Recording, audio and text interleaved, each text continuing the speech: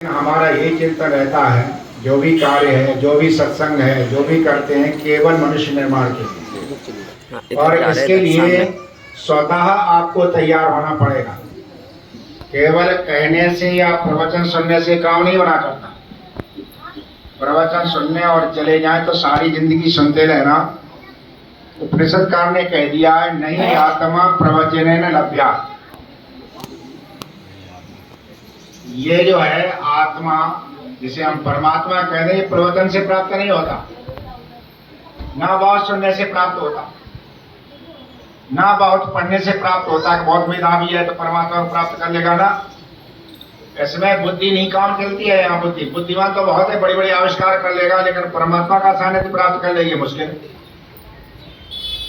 बहुत ज्यादा सुन लेगा ये भी संभव है, बहुत ज्यादा प्रवचन कर लेगा ये भी संभव है। तो उपनिषदकार कहता है कि बहुत ज्यादा सुनने से, बहुत ज्यादा प्रवचन करने से, बहुत ज्यादा बुद्धि से परमात्मा प्राप्त नहीं होता है। संसार के साधन है।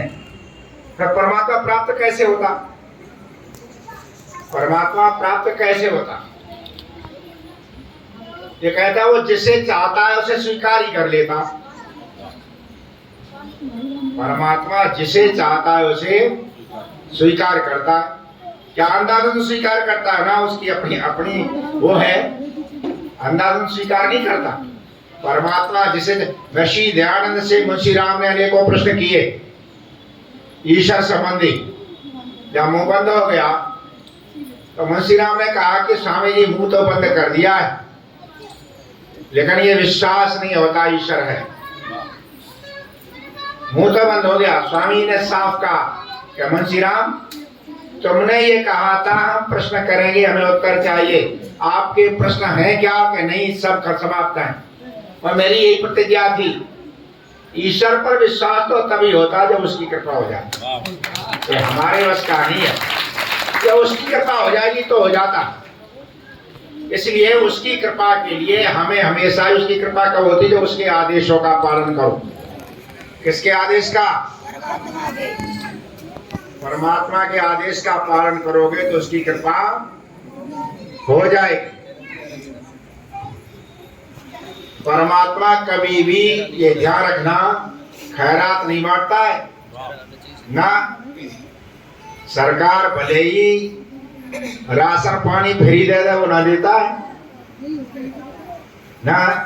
आपके दरवाजे पे आए, आपको रोटी खिला दें, इसका मतलब क्या है? सारे जीवन से भिखारी रखना चाहते हैं। आप कपड़ा दे देंगे, सारे जीवन भिखारी रहेगा। परमात्मा का बिल्कुल मंजूर नहीं है। तो परमात्मा से संबंध बनाए। क्यों बनाए? क्योंकि परमात्मा आनंद स्वरूप है, हमें आनंद चाहिए। इसलिए महर्षि दयानंद ने, जब हम कर्मकांड करते हैं, सबसे पहले ईश्वर का स्मरण किया और लिखा ईश्वर की स्तुति प्रार्थना। क्या है बोलो? हाँ, ईश्वर की स्तुति प्रार्थना। अच्छा, स्तुति किसे कहते हैं? आवाज बोलो। स्तुति है परिचय। कोई पास में ही बैठा है और आप उससे परिचित ही नहीं है, तो मिल कैसे लेंगे? तो ईश्वर की स्तुति का मतलब क्या है? परिचय में कितनी चीज आती हैं? कौन कौन सी? नाम। नाम क्या है परमात्मा का? नाम ओम है। धाम कहाँ पर है? कण कण में व्यापक है। एक जगह नहीं है, कहाँ है? कण कण में व्यापक है। नाम क्या है? ओम। धाम क्या है? और काम क्या है? सृष्टि की उत्पत्ति, सृष्टि का पालन करना और सृष्टि का, ये तीन जहां पर होते हो समझो परमात्मा यहां पर है। परमात्मा क्या करेगा? सृष्टि बनाता है। आपको बनाया ना? आपको पता चला हम कैसे बने? नहीं पता चला, वो बना देता। आपको पता चला हम कैसे बड़े हो गए हैं? ये आपका काम ही नहीं, उसी का काम है। कई बालक अभी 2-3 साल पहले हमारे बीच में आए, छोटे छोटे दिखाई दे रहे, अब बड़े बड़े हो गए और उनके मूछें आ रही। मैंने कहा ये मूछें कब आएंगे, ये पता ही नहीं। अच्छा आपको पता चलता है? कमासे जी आप तिथि बताओ, उस तिथि को आपके बाल सफेद होने शुरू हुए, कोई तिथि पता नहीं? यहाँ कुछ भी पता नहीं, तिथि पता नहीं, वो तो उसका काम है, आपका काम नहीं है। किसका काम है?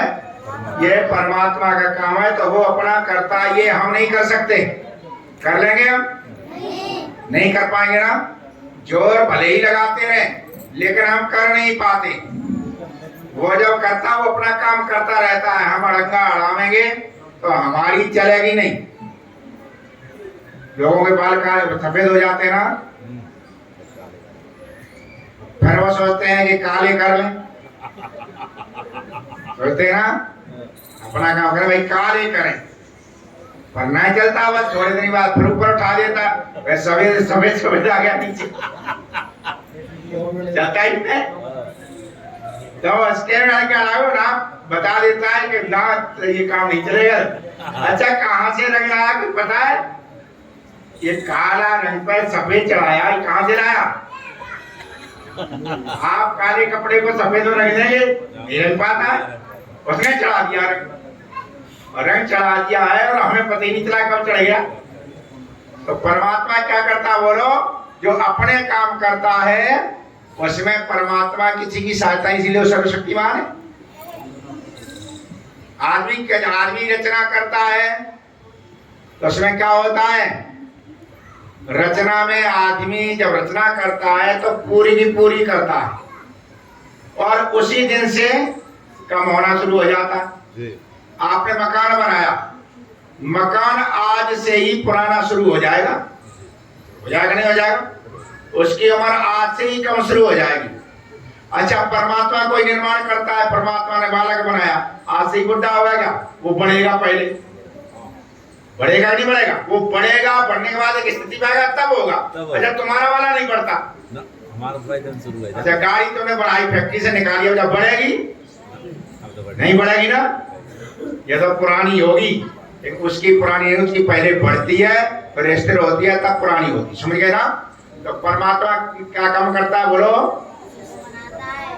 बनाता है और उत्पन्न करता, पालन करता और ये परमात्मा के 3 काम हैं, समझ गए ना? परमात्मा अपने 3 काम में निरंतर रहता है और आपके कर्मों का यथावत फल देता है। क्या करता है? यथावत का मतलब क्या है? न कम न ऐसा नहीं कि ना तो थोड़ा कम रह जाए, इतना भी कम नहीं रहता, पूरे के पूरे फल देता। जितना आप कर्म करेंगे उसका पूरा फल मिलेगा। अच्छा एक और है, दुनिया में कोई कर्म ऐसा नहीं जो बेकार जाए। आप कोई कर्म करते हैं, कर्म के बगैर हम रह नहीं सकते। तो आत्मा के 2 स्वाभाविक गुण हैं, ज्ञान और प्रयत्न। क्या क्या है? तो आत्मा के स्वाभाविक गुण कहीं पर भी रहे, शरीर में रहे या शरीर से बाहर रहे, पर ये काम बंद नहीं होते। आत्मा जब सो जाता है तब भी ये 2 काम चलते रहते हैं। क्या? ज्ञान और प्रयत्न। किसे कहते हैं? कर्म, ठीक है ना? आत्मा के कितने 2 गुण है बोलो? 2। कौन कौन से? ज्ञान और प्रयत्न, ये 2 गुण हैं किसके? आत्मा के। अच्छा इनके अनुसार ही परमात्मा ने हमारा शरीर बनाया। परमात्मा जो हमारा शरीर बनाया वो कैसा बनाया? ऐसा ही। 2 तरह की इंद्रियां हैं, कौन कौन सी? ज्ञानेंद्रियां और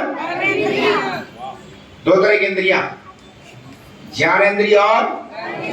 तो परमात्मा ने हमें 2 तरह के, आत्मा में 2 स्वाभाविक गुण थे, कौन कौन से? ज्ञान और। तो ज्ञान के लिए क्या बना दी? ज्ञानेंद्रिय। और कर्म के लिए क्या बना दी? कर्मेंद्रिय। ज्ञान ऊपर है, कर्म नीचे है। ज्ञान ऊपर है, कर्म नीचे है। पहले ज्ञान करो फिर कर्म करो। क्या करो? पहले कर्म करोगे बाद में ज्ञान करोगे, उल्टा हो जाएगा। पहले ज्ञान करो फिर कर्म करो। अच्छा, कैसे पहले ज्ञान करें? इसलिए कि परमात्मा ने जो ज्ञानेंद्रियां बनाई है ये ऊपर बनाई। कौन कौन सी है? आंख, कान, नाक, जिह्वा, त्वचा, है ना? ये सब ऊपर ही तो है ना। और कर्मेंद्रियां नीचे, हाथ नीचे है ना, पैर नीचे है ना, ये सब नीचे है। हम पेशाब करते, टट्टी करते, जो कुछ भी करते सब नीचे बनाया। परमात्मा ने क्या?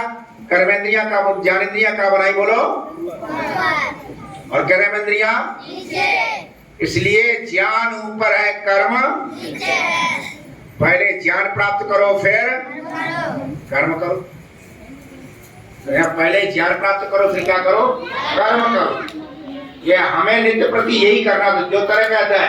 अच्छा, परमात्मा ने एक एक इंद्रिय का एक एक सहायक बना दिया। यहाँ सुना, पूछूंगा आचार्यों। परमात्मा ने राजबुद्ध होकर क्या? परमात्मा ने बोलो एक एक इंद्रिय का एक एक सहायक बना दिया। आंख का सहायक क्या है? सूर्य। आंख का सहायक क्या है? कान का आकाश। कान का क्या है? नाक का क्या है? पृथ्वी। नाक हमने सुनती है ना, तो पृथ्वी गंध होती है। तो नाक का सहायक क्या है? बोलो। और जिह्वा का रस का जल। पृथ्वी बनाया, जल बनाई, एक एक इंद्रिय का एक एक सहायक है। समझ गए ना? कान का क्या है? बोलो।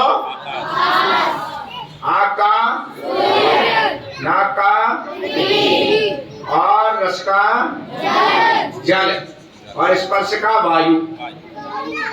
समझ गए ना? 5 इंद्रियों के 5 सहायक हैं।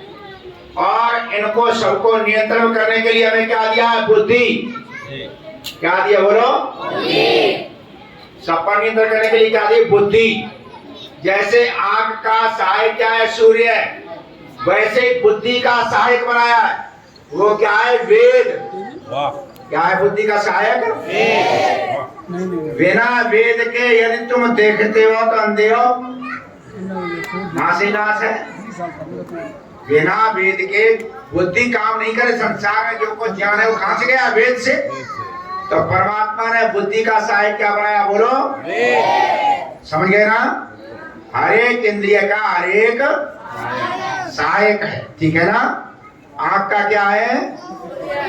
कान का, जीव का, नाक का, और वायु, त्वचा का। समझ गए ना? इतनी चीज समझ गए हो, बढ़िया। अब हमें करना है क्या? कर्म। परमात्मा ने आदेश दिया है क्या करो? कर्म करो। परमात्मा ने कहा आदेश दिया है? वेद में। कहा दिया है? क्या कहा? कुर्वन्ने वेह कर्माणि जिजीविषेच्छतम समा। कुर्वन माने करते हुए, यह इस संसार में, यह माने कुर्वन माने करते हुए, यह माने इस संसार में, एवं माने ही। कुर्वन्ने वेह कर्माणि, कर्मों को, जिजीविषे जीने की इच्छा करे। कुर्वन्ने वेह कर्माणि जिजीविषे शतम समा। शतम माने 100, समा माने वर्ष। 100 वर्ष जीने की इच्छा करो। कैसे? कर्म करते हुए। निठल्ले एक दिन भी जीने की इच्छा न करो, चाहे फांसी लगा के मरना पड़े। क्या फायदा जिंदगी से? भाई जिंदगी से लाभ क्या है? ना, ऐसी जिंदगी का कोई लाभ नहीं है। जन्म कर्म के लिए मिला है, कर्म तुम्हें फल देगा। जिसके जितने हाथ बढ़ेंगे वो उतना ही लेगा। संसार में तो जितना हाथ बढ़ाएगा जो उसको उतना ही मिला है। तो जन्म किसके लिए मिला है बोलो? कर्म के लिए। जन्म कर्म के लिए मिला है। कर्म तुम्हें सुख देगा और जिसके जितने हाथ बढ़ेंगे वो उतना ही देगा। जितने भी हाथ बढ़ाओ तुम्हें उतना ही मिलता है। हाथ नहीं बढ़ाओगे तो मिलेगा ही। कर्म करते रहिए। कहते कुर्वन्नेवे कर्माणि जीविषेच्छतं समा एवं त्वयि नान्यथेतो अस्ति न कर्म लिप्यते नरे। इस प्रकार यदि तुम कर्म करोगे तो दुनिया के बंधन में नहीं फंसोगे, बंधन से छूट जाओ। बंधन है ना काहे का? बंधन माया का है ना? माया अपना जाल डाल देती है। कर्म करोगे तो माया मिलेगी और माया मिलेगी वहां तुम फंसोगे। एक हमारे एक जानकार है, बहुत ठेकेदार ही है, जैसा हमारा नरेंद्र ठेकेदार। नरेंद्र के लिए एक बार ताली बजाओ। नरेंद्र मलिक की तरफ से आज की सारी व्यवस्था। नरेंद्र एक बार खड़े हो जाओ। आज की इतनी व्यवस्था है यहाँ, भोजन की, प्रसाद की, सब नरेंद्र जी की तरफ से है। इसलिए नरेंद्र जी का पूरे परिवार का बहुत बहुत धन्यवाद है। बैठ जाओ। अब मलिक परिवार जुड़ गया है। धुआंधार डॉक्टर साहब बैठे हुए, चेतन जी बैठे, मलिक परिवार जुड़ गया। जहाँ ये जुड़ जाते वहां पर जुड़ते ही ढंग से ही। तो मैं कह रहा था, समझ गए ना? जन्म कर्म के लिए मिला है। कर्म तुम्हें सुख देगा और जिसके जितने हाथ बढ़ेंगे वो उतना ही। सांसों का उद्देश्य कर्म है।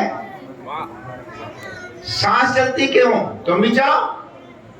सांसों का उद्देश्य कर्म है। थक कर क्यों मर जाए? लगातार कर चलो, लगातार चलो। ये मत सोचो कि हम बुढ़े हो गए। बुढ़े हो गए ये सोच में आ गया, समझ लो गए। ये बात फिर ना रह पाओ। दिमाग में ये आ ना जाए कि हम बुढ़े हैं। इसलिए चाहे भले फावड़ा लेके ढूंढना पड़े वो बुढ़े है ना। ये सोच आगे ना हो जाए कि हम बुढ़े ना। ये सोच आगे हो गई, समझो तो मर गई। बुढ़े हो गई मतलब बैठ जा। बैठ जाने मतलब मर गया। इसलिए सोच पैदा ना हो जाए क्या हम बुढ़े गए। खेम कर्णदास त्रिवेदी